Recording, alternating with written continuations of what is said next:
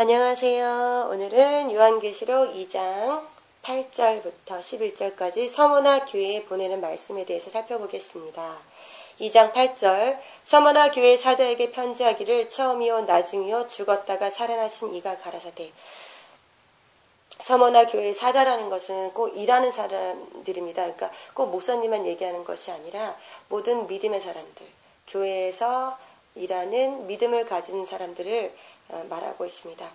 처음이요 나중이요 죽었다가 살아나시니, 그 부분이 바로 예수님에 대한 표현이죠. 요한계시록 1장 13절 이하에 보면은 예수님에 대한 표현이 기록되어 있죠. 그 부분 중에서 18절에 있는 부분과 동일한 표현입니다. 그러니까 서머나 교회는 곧 이 죽음과 다시 살아남과 연결이 되어 있다는 것을 우리가 짐작할 수가 있습니다. 네, 계속 살펴볼게요. 왜 예수님을 그렇게 여러 표현 중에서 처음이요 나중이요 죽었다가 살아나신 이라고 표현을 했는지 한번 이어서 보겠습니다. 9절 내가 내 환난과 궁핍을 아노니 실상은 내가 부요한 자니라. 자칭 유대인이라 하는 자들의 회방을 아노니 실상은 유대인이 아니요 사탄의 회라. 내가 내 환난과 궁핍을 안다는 거예요. 네, 이 서머나 교회는 환난을 당하고 있고 지금 궁핍한 생활을 하고 있습니다. 환난과 궁핍을 당하고 있는데 사실은 내가 부요한 자라 말씀하고 있습니다.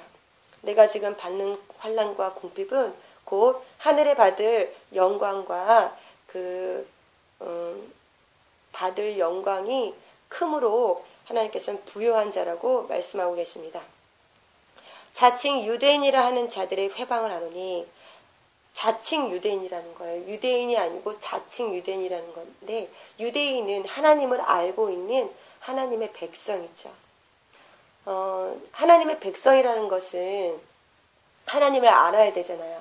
하나님이 어떤 분이신지 알아야 되잖아요. 하나님이 얼마나 사랑의 하나님이신지, 또 긍휼의 하나님이신지, 선하신 하나님이신지, 얼마나 능력이 있는 하나님이신지, 자비로우신 하나님인지. 그러므로 우리가 하나님을 알면 하나님이 원하시는 삶을 살겠죠. 그런데 그들은 유대인이 아니고 자칭 유대인이라는 거예요. 자칭 유대인인데 그들은 사실상은 유대인이 아니요 사탄의 회당이라. 그들은 사실은 사탄의 모임이라는 거예요. 유대인이 아니고 사단들의 계략으로 사람들을 사용하게 되는 거죠. 그래서 그들이 유대인이지만, 겉은 유대인이지만 사탄에게 쓰임을 받고 있는 악한 세력이 되는 것입니다.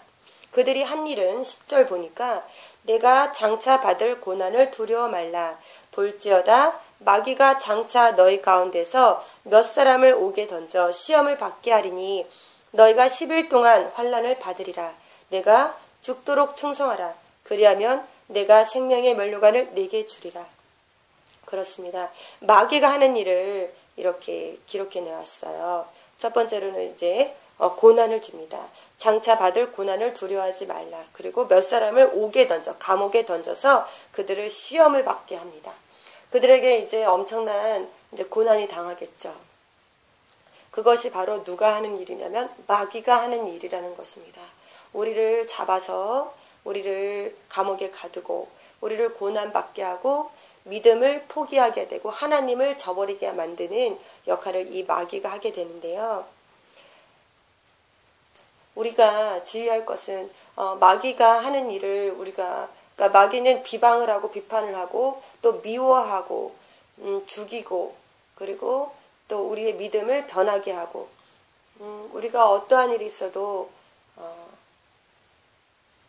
하나님을 아는, 하나님의 마음을 아는 진정한 하나님의 백성이 되기를 소망합니다.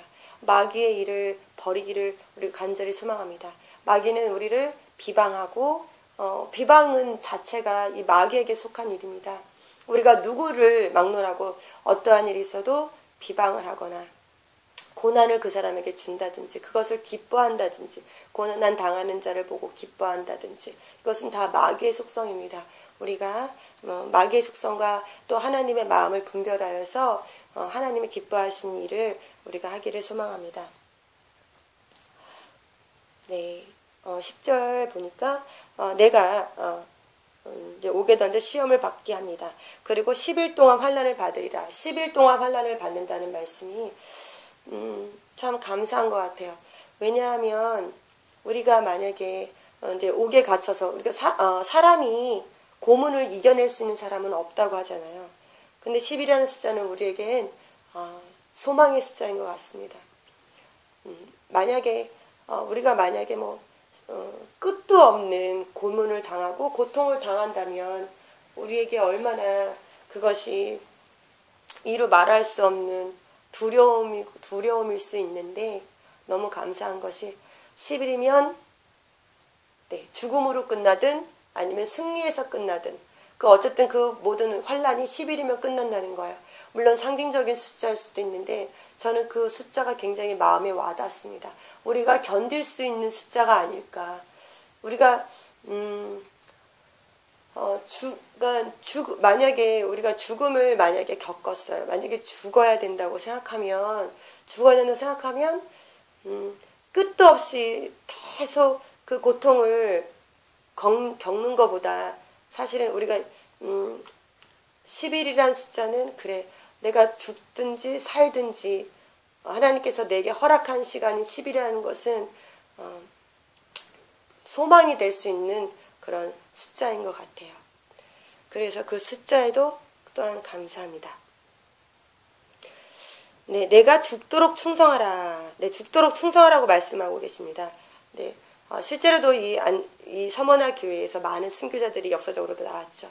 그 당시에도 있었고 지금도 있는 일이고 앞으로도 있을 일입니다.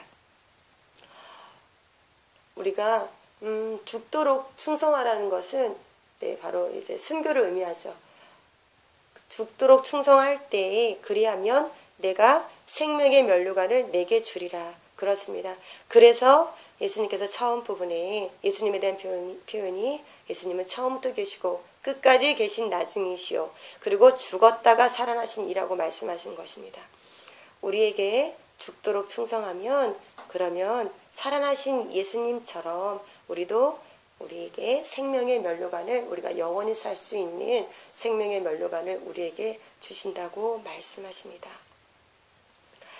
자, 11절 귀 있는 자는 성령이 교회들에게 하시는 말씀을 들을지어다. 우리가 하나님께서 성령께서 우리에게 주시는 이 말씀을 붙잡고 반드시 이기는 자는 둘째 사망의 해를 받지 않는다고 말씀하고 계십니다.